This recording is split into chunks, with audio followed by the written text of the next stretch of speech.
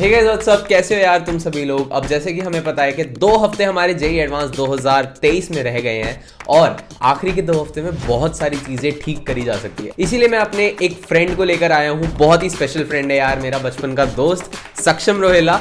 He is from IIT Delhi electrical branch और last year इसने अपना जेईई दिया था, जहां पे इसने बहुत अच्छा परफॉर्म किया। इवन जेईई मेंस के अंदर 99.8 परसेंटाइल थी तेरी, राइट? और एडवांस में भी बहुत ही फोड़ू रैंक थी। तो सक्षम अपना एक छोटा सा इंट्रोडक्शन इन लोगों को दे दो। हाय गाइस, मेरा नाम सक्षम है, मैं इसका चाइल्डहुड फ्रेंड हूँ और इसी का नाजायज़ फ़ायदा उठाया है यहाँ पे एंड आज मैं आप लोगों को एडवांस के लिए थोड़ी सी टिप्स देने वाला हूँ, होपफुली आपके काम आएंगी। तो आखिरी के 2 हफ्ते के अंदर जेईई एडवांस में कौन सी चीजें आपको हेल्प कर सकती हैं, उन्हीं चीजों के ऊपर हम बात करेंगे। Let's start this video. तो सबसे पहला पॉइंट मेरा यार सक्षम ये रहेगा, पॉइंट ऑफ डिस्कशन, कि भाई मॉक टेस्ट जो होते हैं उनकी इंपॉर्टेंस मेरे ख्याल से स्टूडेंट्स को नहीं समझ आती है। तो तेरे ख्याल से मॉक टेस्ट कितने देने चाहिए भी या नहीं देने चाहिए, और क्यों देने चाहिए? मॉक टेस्ट अभी बहुत हाई टाइम है, आपका 2 हफ्ते में पेपर है, तो इस टाइम पे आपको डेली एक मॉक टेस्ट देना चाहिए। अगर आप पेपर 1 पेपर 2 नहीं दे पा रहे हैं ना, दोनों एक दिन एटलीस्ट एक पेपर दो दिए। टारगेट ये है कि आप पेपर देते हुए ईज हो जाएं। ये भी एक आर्ट है, आपने सब पढ़ लिया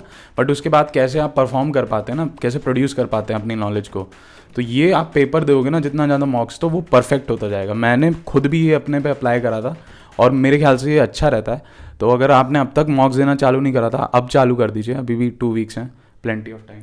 बहुत सारे मॉक टेस्ट देने का भी यार फायदा ये होता है कि जेईई एडवांस का जो पैटर्न होता है ना, वो अनप्रिडिक्टेबल है। जेईई मेंस का पैटर्न तो सिमिलर होता है। तो जितने क्वेश्चंस और जितने टाइप ऑफ क्वेश्चंस के थ्रू आप जाते हैं ड्यूरिंग योर प्रिपरेशन, उतना ज़्यादा आपके लिए ईजी होता है कि आप पेपर में एंग्शियस नहीं होंगे कोई नए पैटर्न का क्वेश्चन आ गया तो, या फिर आपको बहुत अनईज नहीं फील होगा। तो वो बहुत ज़्यादा इंपॉर्टेंट हो जाता है। अब यार जो दूसरा सवाल मेरा तेरे से रहेगा वो है, बहुत सारे स्टूडेंट्स को मेरे ख्याल से केमिस्ट्री की इंपॉर्टेंस नहीं पता होती जेईई एडवांस के अंदर स्कोर इंप्रूव करने में। पर्सनली मैंने भी जेईई मेंस के अंदर सिर्फ 27 मार्क्स स्कोर करे थे केमिस्ट्री में, और सिर्फ आखिरी के 15-20 दिन मेहनत करने से मैं अपने जेईई एडवांस में केमिस्ट्री में 42 मार्क्स लेकर आ पाया।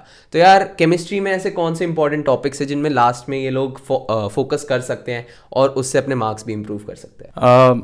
केमिस्ट्री मैंने ये ऑब्जर्व करा है, फिजिकल केमिस्ट्री काफ़ी इंपॉर्टेंट रहती है एडवांस में, और उसमें मोस्टली हाईलाइट मैंने, मतलब जो मेरा कोचिंग का मटेरियल था उसमें मैंने देखा था कि सेपरेशन टेक्निक्स वगैरह पे नहीं दिया हुआ था मटेरियल। बट आप सब लोगों ने एनसीईआरटी तो पढ़ी होगी, बट ये इतना तो होता है कि अगर आपके मटेरियल में वो चीज़ नहीं है तो हो सकता है आपने एनसीईआरटी में वो चीज़ ज़्यादा ध्यान नहीं दी हो, बट वो काफ़ी इंपॉर्टेंट है। अगर आप मॉक्स दे रहे हो तो आप देखोगे कि उस पर लाइक फिजिकल के हर क्वेश्चन पे उसका कोई ना कोई कॉन्सेप्ट जुड़ा होता है। तो एंड टाइम पे ये टिप तो मैं फिजिकल के लिए आपको देना चाहूँगा। ऑर्गेनिक इनऑर्गेनिक आप प्रैक्टिस करते रहिए। ऑर्गेनिक के लिए मुझे एक चीज़ जो पर्सनली लगता है हेल्प करी थी मेरे को, कि मैंने ऑर्गेनिक पढ़ी हुई थी बट उसके ना क्वेश्चंस एडवांस लेवल के इतने प्रैक्टिस नहीं करे थे। जैसे कि मल्टीपल चॉइस क्वेश्चन होते हैं या फिर जो सब्जेक्टिव क्वेश्चंस होते हैं, तो उनको अगर आप प्रैक्टिस कर लेते हो तो आपको बहुत हेल्प मिलेगी।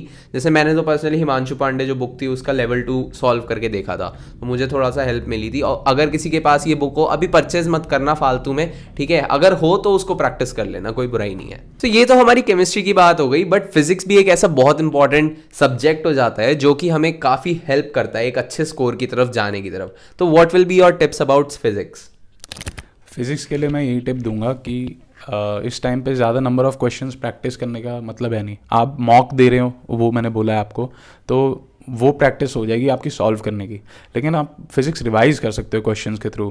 काफ़ी क्वालिटी क्वेश्चंस ऐसे होते हैं, आप वो एक क्वेश्चन करोगे, आपके बहुत सारे कॉन्सेप्ट्स जो उस चैप्टर में होते हैं वो उसमें कवर अप हो जाते हैं।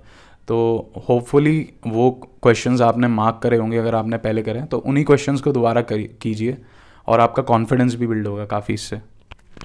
So basically the point we are trying to highlight is quality is better than quantity at this last time. कि क्वांटिटी के पीछे मत भागो। हो सकता है आप इजी क्वेश्चंस करके चले जाओ बट पेपर फिजिक्स का डिफिकल्ट आ जाए और वो क्वालिटी कॉन्सेप्ट मांगता हो आपसे, तो आपको कॉन्सेप्ट एप्लीकेशन पे ध्यान देना है और जो अच्छे क्वेश्चंस आप पेपर में सॉल्व करते जा रहे हो उनको मार्क करके चलो और रिवाइज करते चलो। यार मैथ्स की बात कर लेते हैं, जो कि मेरे को लगता है पर्सनली सबसे ज़्यादा परेशान करता है स्टूडेंट्स को while preparing for JEE advance, क्योंकि मैथ्स आती भी है ना बच्चों को, they are not able to attempt it correctly in the exam. तो मैथ्स अगर किसी को पेपर में ठीक से अटेम्प्ट करनी हो तो उसके लिए क्या कहना चाहेगा?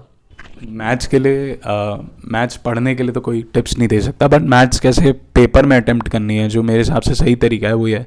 एक तो ऑब्वियसली आप सभी लोग मैथ्स एंड में अटेम्प्ट करते होंगे, और मैथ्स में भी आप क्वेश्चन सॉर्ट कर लिया करो। मतलब ऐसा नहीं होना चाहिए कि आपने कोई क्वेश्चन देखा ही नहीं है, आप क्वेश्चन पे गए, आपको लगता है कि ये डूएबल है तो उस पर टाइम स्पेंड करो, नहीं तो आगे बढ़ जाओ। ऐसे 3-4 स्टैंडर्ड क्वेश्चन तो आपको मिलेंगे जो आप डूएबल होंगे और आप कर पाएंगे। उसके बाद अगर आप चाहते हो कि अगर कोई डिफ़िकल्ट क्वेश्चन है उस पर टाइम लगाना चाहता हूँ तो उस पर टाइम लगाए। मैथ्स में प्रोबेबिलिटी जो मैं जानता हूँ, मतलब जितना मैं अपने साथ के स्टूडेंट्स को जानता था वो काफ़ी लोगों ने इग्नोर करी थी। और प्रोबेबिलिटी के क्वेश्चन आसान होते हैं, एटलीस्ट एक तो आ ही जाएगा, और वो ज़्यादा मतलब मुश्किल भी नहीं होते। आपकी मेंटल एबिलिटी ही होती है, आप उसको कोई स्टैंडर्ड तरीका भी नहीं पता ना हो, बस आप लॉजिकली उसका आंसर निकाल सकते हैं। हाँ यार, ये तो बिल्कुल ठीक बात कही कि सही क्वेश्चन सही टाइम पे चूज़ करना बहुत इंपॉर्टेंट है, क्योंकि वो जेईई एडवांस की मैथ्स का क्वेश्चन है। तो अगर गलत क्वेश्चन चूज़ कर लिया तो मेरे ख्याल से वो 1 घंटा भी ले सकता है, और तब भी कोई गारंटी नहीं है कि सॉल्व होगा या नहीं होगा। तो you should be smart while attempting the paper, and ego पे मत लेना यार कि मैं तो मैथ्स बहुत अच्छे से करके आया था, फिर मेरे से क्यों नहीं हो रहा क्वेश्चन। छोड़ दो अभी के लिए, घर जाके ट्राई कर लेना, शायद हो जाए। फिर ये सारी चीज़ें तो एकेडमिक से रिलेटेड हो गई। अब लास्ट में मैं सक्षम को बस कहूँगा कि यार 2 हफ्ते हैं, बहुत क्रूशल टाइम है इन सभी स्टूडेंट्स का जो भी तैयारी कर रहे हैं। तो इनको लास्ट में तो क्या ऐसी टिप देना चाहेगा कि ये चीज़ें तो इनको ध्यान में रखनी चाहिए, क्योंकि जाने अनजाने में ये सब चीज़ें हेल्प करती हैं स्टूडेंट्स को। ऑब्वियसली अदर फैक्टर्स तो इम्पॉर्टेंट होते हैं, तो ये ज़रूर ध्यान रखना। मतलब काफ़ी स्टूडेंट्स की आदत होती है कि वो लेट नाइट जग के पढ़ रहे होते हैं और फिर दिन में उनका सो रहे होते हैं। तो ये चीज़ आपने देखनी है कि आप स्लीप शेड्यूल अपना ठीक कर लें, क्योंकि एडवांस के पेपर की टाइमिंग तो सबके लिए सेम है और वो दिन में देना है आपने। तो 2 हफ्ते बचे हैं, 2 हफ्ते में आप लोग अपना स्लीप शेड्यूल सुधार सकते हो, और ये काफ़ी ज़रूरी होता है मेरे हिसाब से। मैंने तो थ्रू आउट अपना स्लीप शेड्यूल ठीक ही रखा था। तो ये एंड टाइम है, आपको कुछ ज़्यादा चिंता नहीं करनी है, कुछ एंशियस नहीं होना है, बस एक्सेप्ट कर लो जो आपका मॉक्स में आ रहा है। हो सकता है you might luck out on the final day, but वो सिर्फ एक प्रोबेबिलिटी है। इस तरह की चीज़ें अवॉइड ही करना सोचना, बिल्कुल चिल रहो। बस हैव कॉन्फिडेंस कि आपने 2 साल 3 साल 4 साल मेहनत करी है और वो मेहनत रंग लाएगी। एंड ज़्यादा स्ट्रेस आउट नहीं करना इस चीज़ को लेकर। अच्छा डाइट रखो इस दौरान, फ्रूट्स काफ़ी खाओ, गर्मी बहुत हो रही है। मतलब एट दी एंड मैं यही कहना कंक्लूड करना चाहूँगा, अदर फैक्टर्स में अपना स्लीप आप ठीक कर लीजिए, डाइट ठीक कर लीजिए, और हो सके तो खेल लीजिए। खेलना काफ़ी फ्रेशन अप होता है, माइंड आपका रिफ़्रेश हो जाएगा, बिल्कुल बिल्कुल रीजनरेट हो जाओगे आप लोग। और फिर फिज़िकल एक्टिविटी तो होती है तो बॉडी भी काफ़ी रिलीज हो जाती है, वरना आप पूरे दिन बैठे पड़ते रहते हो, गर्दन की मसल्स भी काफ़ी स्ट्रेस्ड रहती हैं। और बस अपना ध्यान रखे, और हाँ ज़्यादा कुछ खेलने कूदते हुए इंटेंस मत जाना, क्या पता बॉडी को आदत नहीं है, थक जाए या फिर कोई चोट लगवा ली। सो बस यही टिप्स हैं। सो that's it guys, thanks for watching this video. I hope तुम्हें ये सारी टिप्स हेल्प करेंगी, इंप्लीमेंट करोगे लास्ट के 2 हफ्ते में। And guys, if you want to get in touch with me, you can contact me on Instagram. My Instagram handle will be in the description below. और channel को subscribe कर लेना, इस वीडियो को लाइक करना, एंड किसी दिन जल्दी ही जैसे ही इसके IIT के एग्जाम्स खत्म हो जाते हैं, इसकी पूरी IIT JEE प्रेपरेशन की जर्नी भी चैनल पर हम लेके आएंगे। एंड इसी तरह से बहुत सारी चीज़ें लेके आता रहूँगा, तो चैनल को सब्सक्राइब कर लो, कमेंट कर दो अपना कोई भी क्वेश्चन अगर है मुझसे या सक्षम से, ठीक है। So that's it guys, thanks for watching, all the best for your exam, peace out, bye bye.